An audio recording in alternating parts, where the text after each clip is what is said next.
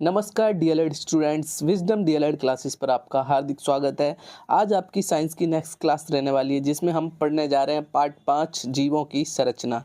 तो अब आपकी बायोलॉजी स्टार्ट हो चुकी है। फिजिक्स मैंने पीछे कंप्लीट करा दी है। 4 चैप्टर फिजिक्स के कंप्लीट हो चुके हैं। 5वां चैप्टर आपका बायोलॉजी का है। आज से हम बायोलॉजी स्टार्ट करने जा रहे हैं। चलिए आ जाइए स्टार्ट करते हैं बायोलॉजी, जो कि आपका पहला चैप्टर बायोलॉजी क्या है, जीवों की संरचना। तो वैसे पार्ट 5वां है, चैप्टर 5वां है, जीवों की संरचना। चलिए आ जाइए, सबसे पहले पढ़ लेते हैं कि जीवों की संरचना क्या होती है। सभी जीवित प्राणी या पौधे कोशिकाओं के बने होते हैं। जितने भी जीवित प्राणी या पौधे होते हैं, जैसे कि मनुष्य, जंतु या पौधे, ये सब क्या कोशिकाओं के बने होते हैं। सभी जीवित प्राणी या पौधे कोशिकाओं के बने होते हैं। एक कोशिकीय जीवों में सभी मौलिक कार्य, जो एक कोशिकी वाले जीव होते हैं जिनमें एक कोशिका होती है, उनमें सभी मौलिक कार्य जैसे भोजन करने की क्रिया, श्वसन क्रिया तथा उत्सर्जन क्रिया, ये सब क्या एक ही कोशिका द्वारा किए जाते हैं। जैसे कि अमीबा हो गया आपका।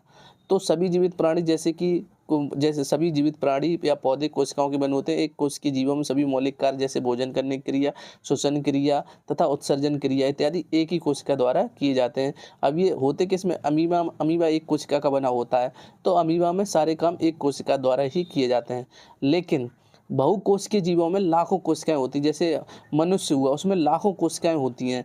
ऐसे ही आप पौधा ले लो, पौधों में भी लाखों कोशिकाएं होती हैं। तो बहुकोशिकीय जीवों में लाखों कोशिकाएं होती हैं जो अलग अलग कार्यों को करने में सक्षम होती हैं। जो क्या होती है, अलग अलग कार्य को करने में सक्षम होती हैं। तो मानव शरीर में ये जो होता है, कोशिकाएं अलग अलग कार्यों को सक्षम करती हैं। कोशिकाओं को यह समूह ऊतक कहलाता है। अब कोशिकाओं के समूह को क्या कहते हैं, ऊतक कहते हैं। जब बहुत सारी कोशिकाएं मिल जाएंगी तो उस कोशिकाओं के समूह को हम क्या, ऊतक कहेंगे। तो आपको समझ में आएगा कि एक कोशिकीय जीव अमीबा में सारे काम एक कोशिका द्वारा किए जाते हैं। बहुकोशिकीय जीवों में ज़्यादातर सभी काम ऊतकों द्वारा किए जाते हैं, यानी कि कोशिकाओं के समूह द्वारा किए जाते हैं। इतना इसमें आपको बताया गया है। आई होप आपको अच्छे समझ में आया होगा। चलिए नेक्स्ट स्लाइड की तरफ चलते हैं। अब बात कर लेते हैं कोशिका की खोज। सबसे पहले बात कर लेते हैं ये कोशिका आई कहाँ से, कैसे इसकी खोज हुई। चलिए कोशिका के बारे में पढ़ लेते हैं। सन 1665 में, ये बहुत ही इंपॉर्टेंट है, 1665 में रॉबर्ट हुक, ये आपको याद रखना है कि कोशिका की खोज किसने की है। सन 1665 में रॉबर्ट हुक ने कोशिका की खोज की है। कोशिका की खोज किसने की है, सन 1665 में रॉबर्ट हुक ने। सन 1665 में रॉबर्ट हुक ने पाया कि सूक्ष्मदर्शी द्वारा देखने पर कॉर्क का एक टुकड़ा, किस में देखा, कॉर्क के एक टुकड़े में देखा। कॉर्क का एक टुकड़ा मधुमक्खी के छत्ते जैसा लगता है। कैसा देखा, सूक्ष्मदर्शी द्वारा कॉर्क का टुकड़ा देखा तो उन्हें मधुमक्खी के छत्ते जैसा लगा, नजर आया। उन्होंने इस मधुमक्खी के छत्ते जैसी संरचना के प्रत्येक भाग को क्या नाम दिया, कोशिका नाम दिया उन्होंने। इस मधुमक्खी जैसे छत्ते जैसी संरचना के प्रत्येक भाग को उन्होंने कोशिका नाम दिया। प्राणियों और पादपों पर और आगे खोजबीन करने पर पता चला कि ये सभी जीवधारी कोशिकाओं से बने होते हैं। क्या पता चला, जब प्राणियों और पौधों, पादपों का मतलब होता पौधों, प्राणियों और पादपों पर जब आगे खोजबीन की गई तो पता चला कि सभी जीवधारी कोशिकाओं से बने हुए होते हैं। तो इस प्रकार हमारी किसकी खोज हुई, इस प्रकार हमारे कोशिका की खोज हुई, जो कि रॉबर्ट हुक ने की 1665 में। तो अब मैं आपको दिखा देता हूँ रॉबर्ट हुक को क्या दिखाई दिया था 1665 में जब उन्होंने सूक्ष्मदर्शी से देखा था। तो चलिए वो फोटो दिखाता हूँ जिसमें रॉबर्ट हुक ने सूक्ष्मदर्शी से कॉर्क के टुकड़े में देखा था। चलिए ये वो फोटो है 1665 की। इस फोटो को आप देख सकते हैं, आप अच्छे से गौर से देख लीजिए। ये रॉबर्ट हुक के द्वारा उन्हें ऐसा कुछ नजर आया था। कैसा नजर आया था, ये छोटी छोटी, ये जो कुछ छोटी छोटी कोशिकाएं नजर आ रही हैं आपको, ये छोटे छोटे छिद्र नजर आ रहे, मधुमक्खी के छत्ते जैसा नजर आ रहा है एकदम, यही कोशिकाएं थी। इन्हें ही कोशिका कहा जाता है। ये छोटी छोटी छिद्रों द्वारा बनी होती हैं। यही फोटो उन्होंने सूक्ष्मदर्शी में देखी थी। तो जब उन्होंने पहली बार देखा तो मधुमक्खी के छत्ते जैसे नजर आया, तो उन्होंने इस संरचना को, ये छोटी छोटी संरचना को क्या नाम दिया, उन्होंने इस संरचना को कोशिका का नाम दिया। तो एक कोशिकीय जीव में एक ही कोशिका होती है, इस प्रकार की एक ही कोशिका होगी। लेकिन बहुकोशिकीय जीव जैसे मनुष्य हो गया, पौधे हो गए, इनमें ऐसी लाखों कोशिकाएं होती हैं। ऐसी लाखों कोशिकाएं होती हैं। लाखों कोशिकाओं से ऊतक बनते हैं और ऊतक से हमारे शरीर के अंग बनते हैं। तो इस प्रकार हमारा काम होता है। कोशिकाओं से ऊतक बनते हैं, ऊतक से अंग बनते हैं। ये कोशिकाएं आप देख सकते हैं। तो ये हो गई आपकी फोटो की बात। आई होप आपको अच्छे से समझ में आ गया होगी कोशिकाएं किस प्रकार की दिखती हैं, जो उन्होंने 1665 में देखी थी। चलिए चलते हैं नेक्स्ट स्लाइड की तरफ। अब बात कर लेते हैं, कोशिका का अर्थ पढ़ लिया हमने। अब पढ़ते हैं कि कोशिकाओं के प्रकार कितने होते हैं। तो कोशिकाएं आपकी 2 प्रकार की होती हैं। मैंने ली 2 प्रकार की कोशिकाएं होती हैं। पहला क्या, आपका कोशिकाएं 2 प्रकार की होती हैं। कौन कौन सी, प्राकैरियोटिक कोशिका और यूकैरियोटिक कोशिका। कौन कौन सी? प्राकैरियोटिक कोशिका और यूकोरियोटिक कोशिका। तो सबसे पहले हम पढ़ लेते हैं प्राकैरियोटिक कोशिका। इन कोशिकाओं में केंद्रक झिल्लीबद्ध नहीं होता है।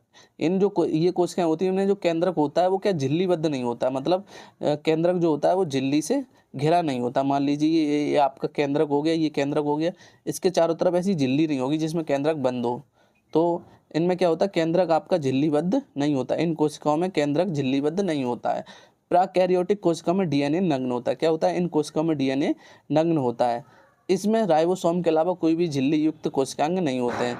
इनमें राइबोसोम के अलावा कोई भी झिल्ली युक्त कोशिकांग नहीं होते। कोशिका में बहुत सारे कोशिकांग पाए जाते हैं, लेकिन इसमें राइबोसोम के अलावा कोई भी झिल्ली युक्त कोशिकांग नहीं होते हैं। ये भी आपको याद रखना है। इस प्रकार का कोशिका संगठन नीले हरे शैवालों एवं कुछ जीवाणुओं में पाया जाता है। जो प्रागैरेटिक कोशिका होती है वो कौन कौन सी जीवों में पाई जाती है? कोशिका संगठन नीले हरे शैवालों में, किसमें? नीले और हरे शैवालों में एवं कुछ जीवाणुओं में पाया जाता है।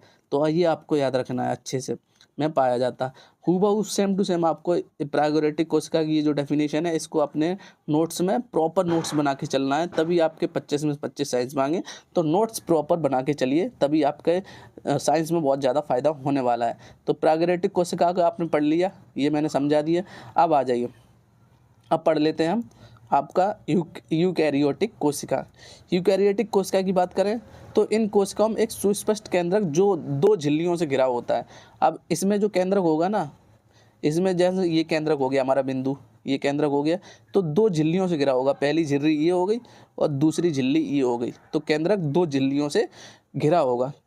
इन कोशिकाओं में एक सुस्पष्ट केंद्रक 2 झिल्लियों से घिरा होता है, जबकि इन कोशिकाओं में केंद्रक झिल्लीबद्ध होता है। प्रागैरेटिक कोशिकाओं में केंद्रक झिल्लीबद्ध नहीं होता है। तो आपको समझ में आ गया कि इसमें केंद्रक जो होता है वो झिल्लीबद्ध होता है और इसमें झिल्लियों से घिरा होता है। तो आ जाइए, यूकैरियोटिक कोशिकाओं में विभिन्न प्रकार के कोशिकांग पाए जाते हैं। जैसे मैंने इसमें बताया, इसमें एक ही प्रकार कोशिकांग पाया जाता है, राइबोसोम पाया जाता है सिर्फ। इसमें बहुत सारे कोशिकांग पाए जाते हैं। यूकैरियोटिक कोशिका में विभिन्न प्रकार के कोशिकांग पाए जाते हैं, जैसे कि हरितलवक हो गया, माइटोकॉन्ड्रिया हो गया, गोल्जिका हो गया, ये सभी कोशिकांग हैं। तो इसमें बहुत सारे के कोशिकांग पाए जाते हैं। इसमें सिर्फ राइबोसोम के अलावा कोई भी झिल्ली युक्त कोशिकांग नहीं पाया जाता। इस प्रकार का कोशिका संगठन नीले हरे शैवालों और जीवाणुओं को छोड़कर, किस किस को? नीले हरे शैवालों को छोड़कर, नीले हरे शैवालों को छोड़कर और जीवाणुओं को छोड़कर शेष शैवालों तथा दूसरे पौधों एवं जंतुओं में पाया जाता है। तो यूकैरियोटिक कोशिका नीले हरे शैवालों में नहीं पाई जाती है, और नीले हरे शैवालों और जीवाणुओं को छोड़कर शेष शैवालों तथा दूसरे पौधों एवं जंतुओं में पाया जाता है। और जबकि इसमें क्या था, इसमें ये नीले हरे शैवालों एवं कुछ जीवाणुओं में पाया जा रहा था। तो ये प्रागैरेटिक कोशिका आपकी हो गई, ये यूकैरियोटिक कोशिका हो गई। अगर आपका क्वेश्चन एग्जाम में आ जाए कि प्रोकैरियोटिक कोशिका और यूकैरियोटिक कोशिका में अंतर बताइए, तब भी आप यही लिख के आएंगे। दोनों की डेफिनेशन ये जो दी गई है, ये अंतर भी है और डेफिनेशन भी है। तो जो नोट्स में मैंने बताया आपको, जो पढ़ाया है, यही आप एग्जाम में लिख के आएंगे।